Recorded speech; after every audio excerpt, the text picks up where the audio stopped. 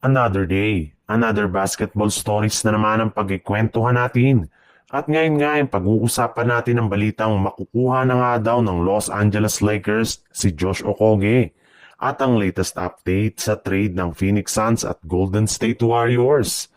Kagaya nga ng napag-usapan natin, meron rin naman nga daw nilulutong plano ang Lakers na gumawa ng isang trade bago pa man magtapos ang buwan ng Hulyo para makuha na nila ang kanilang biannual exemption.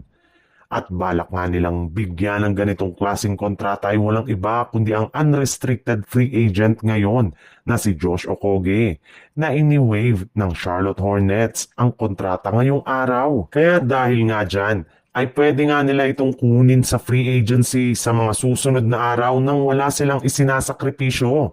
Kung hindi man nga daw po makagawang Lakers ng trade ay posible nga na i-waive na lang nila ang kontrata ni Shake Milton sa mga susunod na araw para maibigay nila ang pwesto nito kay Josh Okogie.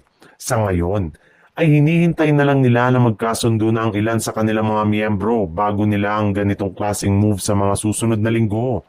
Kaya wag na nga daw po kayong magtaka kung tatanggalin na ng Lakers si Milton at ipapalit nila sa kanya si Okogie sa kanilang lineup. Sa ibang balita naman, simula nga nang may balita na interesado ang Phoenix Suns na kunin si Jonathan Kuminga sa isang sign and trade deal ngayong offseason, ay agad na nga daw pong nakipag-usap at nakipagnegosasyon ang kanilang front office sa mismong management ng Golden State Warriors.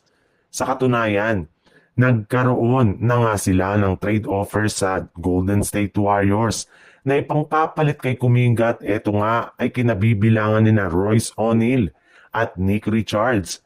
Bale, naniniwala nga ang Suns na siguradong hindi tatanggalin ng Warriors ang ganitong trade package gayong makakakuha nga sila dito ng isang legit na center at isa pang big man na maaari nilang gamitin bilang kanilang small ball center sa tuwing gagamit sila ng kanilang paborito na small ball rotation next season. Pareho rin naman nga ito na merong scoring ability at mahusay sa pagkuha ng rebound.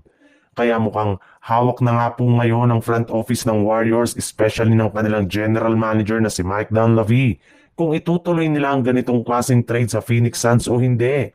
Sa ngayon nga, ay eto na lang ang natitira na pinakamagandang offer na kanilang magagawa ngayong offseason. Kaya kailangan na nga nilang magmadali para mapalakas ang lineup ng Warriors.